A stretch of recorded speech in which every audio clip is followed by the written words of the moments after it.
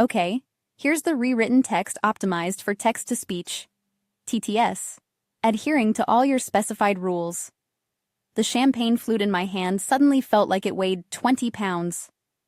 Across the boardroom table, Victoria Chen, the woman who would become chairwoman in 48 hours, extended her hand to everyone in the room, except me. When she finally looked my way, her eyes slid past mine to the orchids cradled in my other arm, and she smiled the way someone might at a delivery person who'd wandered into the wrong meeting. "We don't typically shake hands with support staff," she said, loud enough that the microphone would catch it. The laughter started immediately, sharp, performative, the kind designed to establish hierarchy. I didn't lower my hand. For 3 seconds I counted. I kept it extended while my pulse hammered against my wrists. She looked annoyed that I hadn't taken the hint. Her gaze flicked from my fingers to my face, checking whether I'd somehow misunderstood the pecking order she'd just announced to everyone watching the live stream. "I'm here as instructed," I said, keeping my voice level. She leaned back in her leather chair. "Then stand where you belong. This discussion is for decision-makers." The incoming CEO shifted in his seat, glanced at her, then down at his notes. He said nothing. Nobody corrected her. I lowered my hand on my own terms and took the empty seat at the far end of the table. The laughter thinned out, stretched too long, made awkward by the silence that followed. "Let's begin," Victoria said, already turning toward the presentation screen. I waited until the first slide appeared. "There's one thing you should know before you continue." Her head turned slowly. "If you're not willing to shake my hand," I said, "then, by tomorrow morning, $2.1 billion will no longer be part of this deal." The silence hit different than the laughter.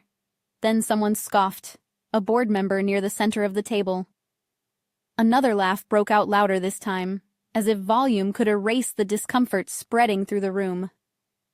"Enough," Victoria said. "Sit down." "I already am. My name is Rebecca. I'm 38. And I spent 12 years building the private equity fund that would make or break this merger. This is the story of how I made them see me. The story you're about to hear is a fictional work created by the writing team at Revenge ADA. While the characters and events are imagined, the power dynamics, misjudgments, and consequences reflect situations that unfold every day in real corporate spaces. Each story stands on its own with a message that is never repeated. The slides advanced. Voices filled the room again. Projections, timelines, confident assumptions about money they thought was already theirs. Nobody looked in my direction. I listened carefully. I noted who laughed first at Victoria's comment, who avoided eye contact afterward, who stayed quiet when it mattered. People stood quickly, grateful for an excuse to escape the tension they were pretending not to feel. I stayed seated for another moment, then stood with the orchids still in my arms and walked toward the hallway. Nobody tried to stop me. The meeting continued as if I'd already been erased from the equation. "We're behind schedule," Victoria said as I reached the door. "Let's keep side commentary to principals only." Her eyes didn't land on me when she said it, but the message was clear. Out in the hallway, 2 board members stood near the windows talking in low voices. They stopped mid-sentence when they saw me. A man with silver hair leaned toward his colleague. "Is she staying for the whole thing?" The whisper wasn't quiet enough. "Probably corporate," the other one replied. "They always send someone to manage optics." I kept my face neutral and kept walking. The incoming CEO, Marcus, caught up to me near the elevators. "Look," he said, "Victoria can be direct, but she gets results." "I'm sure she does. This doesn't have to be awkward." "It already is," I said. "The question is whether it gets worse." He blinked. "Are you threatening to walk?" "I'm stating facts. Your board invited me here to finalize funding. So far, nobody's asked me a single substantive question." "We'll get to that," he said quickly. once we cover the operational overview. I stepped into the elevator. You have until lunch.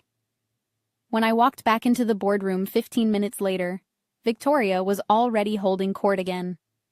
The presentation had moved to revised financial projections, numbers that assumed my fund's capital was a done deal. These margins assume optimal conditions, someone said. They're aggressive, not optimal. Another board member corrected. That's why we brought in outside money. A third voice added, if they don't like the terms, someone else will. Victoria smiled at that. They won't walk. Nobody walks from a deal this size. I set the orchids on the floor beside my chair. The motion drew a brief glance from across the table. You can leave those outside, Victoria said, without looking at me directly. They're distracting. I'll keep them here. Her head turned slightly. That wasn't a suggestion. They were given to me for this meeting. They stay. A pause rippled through the room. Several people looked up from their laptops. Marcus watched the exchange, then looked away. We're not here to debate flowers, Victoria said. We're here to finalize chain of command. Command requires clarity, I replied. That earned me a few more looks. Victoria folded her hands on the table. And who exactly are you here representing? I'm here for the capital. A brief silence followed, not confusion, dismissal. That's being handled, she said. Thank you. The CFO, a nervous man named Paul, glanced at me, hesitated, then spoke up. We still haven't confirmed final sign-off authorization. Legal will handle it, Victoria snapped. Let's move on. The discussion resumed louder now, as if volume could reinforce certainty. I watched who deferred without thinking, who smiled when Victoria spoke, who stayed quiet when it mattered. They decided who I was the moment I walked in with orchids in my arms. They were wrong about all of it. 20 minutes later, Paul tried again. Before we continue, we really do need confirmation on funding authorization. Victoria waved it off. That's procedural. It's not, he said carefully. Not at this level. Her eyes narrowed. We've been reviewing this deal for 6 months. He glanced at me, just a flicker, then back to her. The final release requires direct confirmation from the capital controller. She followed his gaze. Irritation sharpened her features. From legal, from the managing partner, Paul corrected. The room shifted, chairs adjusted, pens paused midair. I met Victoria's stare. That would be me. She studied my face slowly, deliberately, as if searching for a crack she could exploit. You're saying you control the funds? I'm saying I am the managing partner authorized to release them. All of them. A board member scoffed. You? Yes. Marcus leaned forward. How much authority are we talking about? Complete discretion over deployment. The silence deepened. Victoria's jaw tightened. The private fund accounts for what percentage? 67% of your total merger financing, I said. Without it, the remaining commitments collapse. That's not what we were told, Victoria said. That's because nobody asked me directly. Her voice cooled. And you felt the need to oversee this personally. I insisted on it. Why? Because the last deal I delegated fell apart when the acquiring company misrepresented their leadership culture. I don't make that mistake twice. Another pause. This one felt different, heavier. Paul nodded once. She's listed as sole signatory on the commitment documents. Victoria's tone hardened. This meeting is about final alignment, not introductions. Final alignment requires the person who can say yes, I replied, or no. A board member cleared his throat. So this isn't ceremonial? It never was. Victoria straightened in her chair, recalibrating. Then perhaps we should restart with proper context. We can, I said. If you'd like. She hesitated. just long enough for the shift to register across every face in the room. I had been invited here to decide whether $2.1 billion would move forward. I'd agreed to come in person because trust mattered, because accountability did. They hadn't seen that. They saw orchids. They saw silence. They saw what they expected to see. Now I watched them adjust one expression at a time. Victoria recovered quickly, smoothing her jacket. Now that rules are clear, we can proceed efficiently. Paul hesitated. There is one item we still need to acknowledge. She didn't look at him. We've acknowledged everything. He tapped the folder in front of him. The conduct provision. Her eyes lifted. That clause was standard boilerplate. It wasn't, Paul said. It was revised specifically for this transaction. I didn't interrupt. I let the room find the landmine on its own. A board member flipped through papers. Here, page 47. Marcus leaned closer. What does it say? Paul read slowly. It ties capital deployment to reputational integrity during negotiations. Any documented conduct that materially harms standing allows for immediate withdrawal without penalty. Another voice finished reading ahead. Immediate and irrevocable. Victoria exhaled sharply. That's a theoretical safeguard. It was never meant to be operational. It's completely operational, I said quietly. I wrote it that way. She turned to me. Our legal team approved that language. They drafted it, I replied. At my request. A beat passed. You were concerned about optics. I was concerned about behavior. The board member with the papers glanced toward the camera mounted near the ceiling. Its red light blinked steadily. This meeting is being recorded. For transparency, Victoria said quickly. Yes, I agreed. For transparency. Paul adjusted his glasses. The provision doesn't require intent, only impact and documentation. And the recording counts as documentation, another board member added slowly. Victoria closed her folder. This is turning into a distraction from the actual business at hand. It's part of the binding agreement, Paul said. Filed, approved, and enforceable. Marcus finally spoke up. Has this clause ever been invoked before? Once, I said. The room went still. It didn't end well for the company, I added. Victoria stood abruptly. We're taking a 15-minute recess. Chairs pushed back. Conversations fractured into nervous fragments. Nobody met my eyes as they filed out.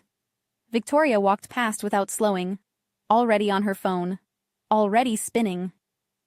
I stayed seated. The red light on the camera continued blinking, steady and indifferent. Then I stood, walked into the hallway, and made a call. Go ahead, the voice on the other end said. Activate the withdrawal protocol, I said. Effective immediately. A pause, just long enough to confirm it wasn't a mistake. Full amount? Yes. Reason code, conduct during negotiations, documentation available via today's recording. Understood. We'll execute within the hour. The line went dead. I didn't check the time. I didn't second guess. 12 years of building this fund, of establishing protocols for exactly this situation, didn't need reassurance. Now, when I turned back toward the boardroom, Marcus was standing near the entrance. He looked uncomfortable, uncertain. This doesn't have to get messy, he said. It already is. His jaw tightened. You could have clarified your position sooner. I tried at the beginning. That's not what I meant. I know. He stepped aside to let me pass. Inside, the room was resetting itself. Chairs pulled back into place, water glasses refilled, voices lifting into practiced calm. Victoria glanced up as I took my seat. We'll resume in 2 minutes. I placed my phone face down on the table. The orchids stayed on the floor beside my chair.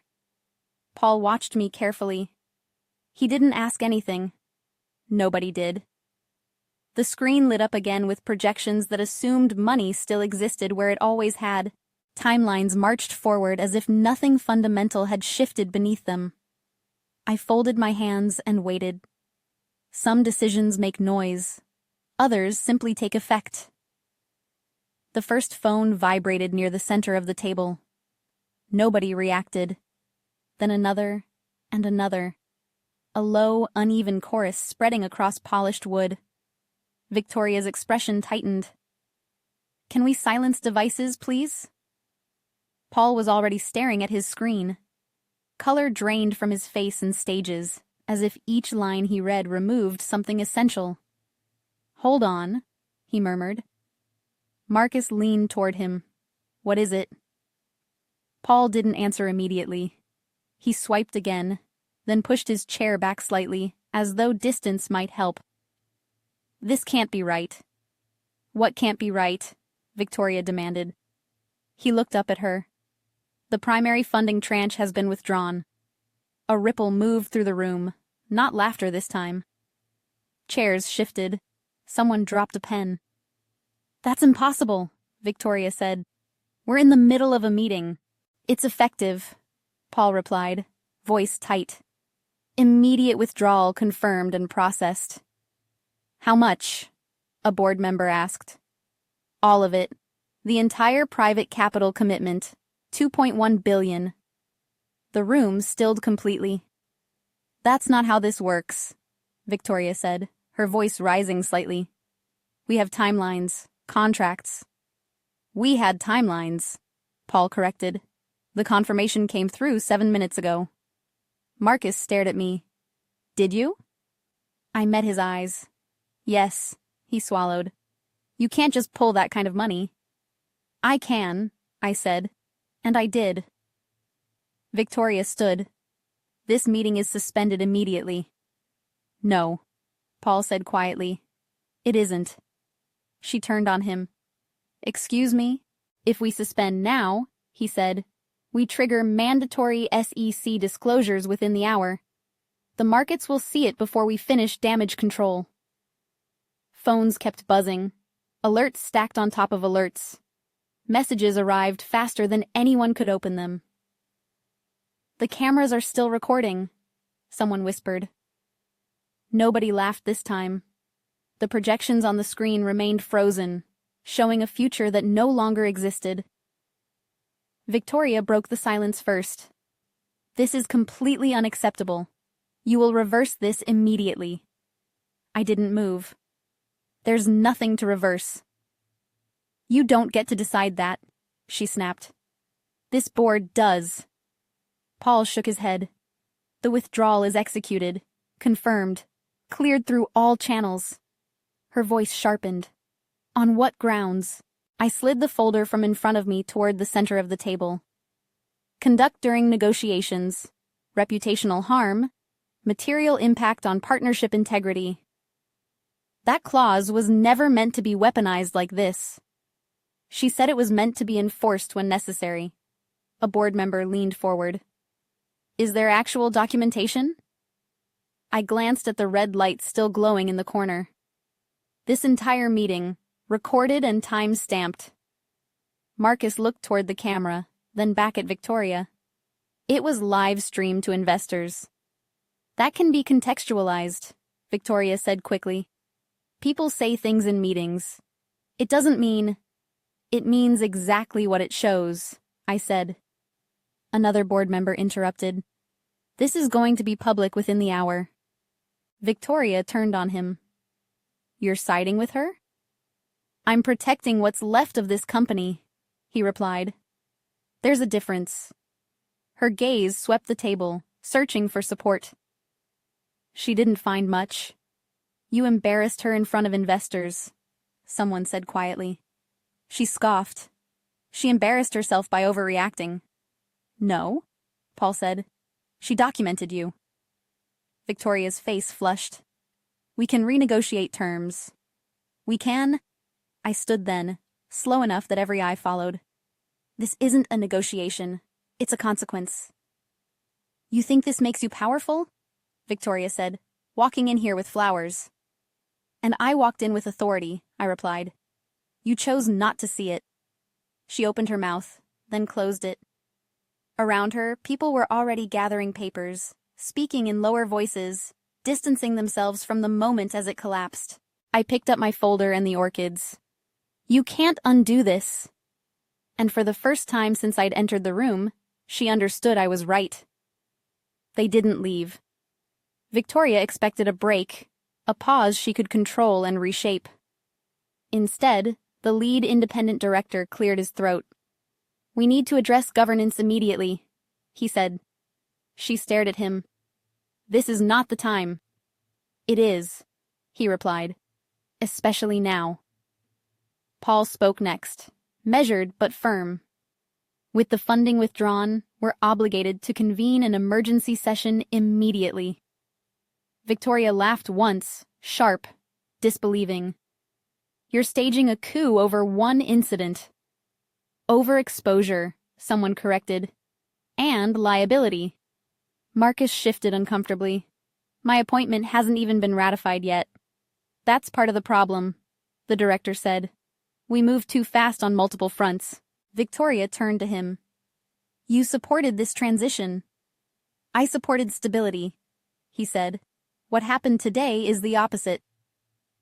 Phones were back in hands now, not buzzing anymore, but ringing. One board member covered the receiver and leaned in. Trading desks are reacting. Pre-market futures are down. How bad? Victoria demanded. Double digits. The room contracted, Paul added. Banks are requesting immediate clarification on liquidity reserves. Victoria's voice dropped.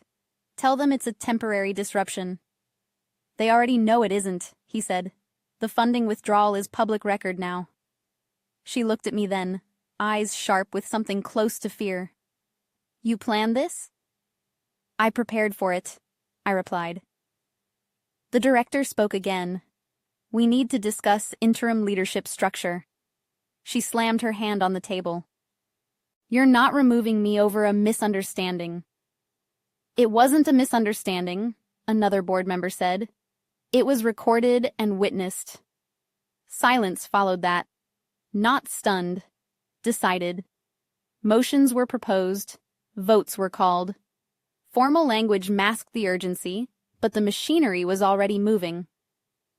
When Victoria finally sat back down, it wasn't in control. It was containment. The system she'd built around herself was still functioning. It just wasn't answering to her anymore. I watched without speaking. Then I walked out while they argued about salvage operations. Within the hour, I arrived at my hotel. The first call came before I'd even closed the door to my room. We'd like a statement, a financial reporter said. Just one sentence. No comment, I replied and ended the call. By the time I set down my bag, my phone was warm from notifications I hadn't opened. Analysts, partners, junior associates writing things like, everyone's talking about this. The hotel bar had a television mounted above the liquor shelves. The headline crawled across the screen. Merger collapse follows boardroom confrontation. Two commentators argued beneath it. This wasn't just a market fluctuation, one said. This was governance failure caught on camera. You can't dismiss documented conduct anymore, the other replied. Not in this environment. I took the elevator alone. In my room, I finally checked my email. Subject lines stacked like dominoes. Emergency investor call scheduled. Liquidity exposure under review. Board chair placed on administrative leave pending investigation. Another message followed, this one from Paul. They're already calling it a case study in accountability. I set the phone down. An hour later, Marcus called. They're questioning my appointment now. They want distance from the whole situation. That happens, I said. You could help clarify things. Set the record straight about.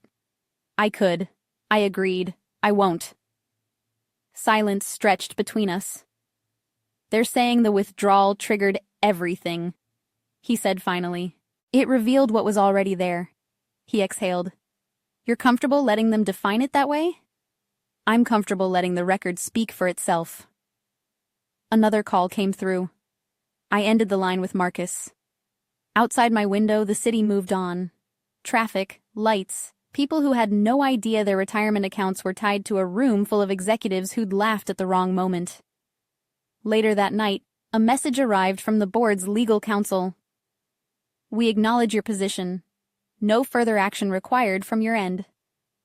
I deleted it. By midnight, the story had settled into a shape nobody could change. And for the first time since the meeting began, I slept without checking my phone. The call came just after dawn.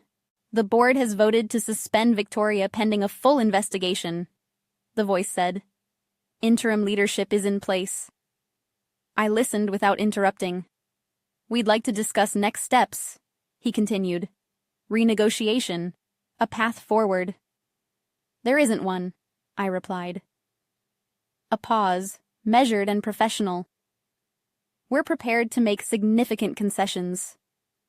I'm not prepared to accept them. Another voice joined the line, quieter. The company is badly exposed without your capital. You'll do what companies always do, I said. Adjust. Silence settled heavy on the line. So, you're walking away completely? I already did. By mid-morning, confirmations arrived. Leadership reshuffled.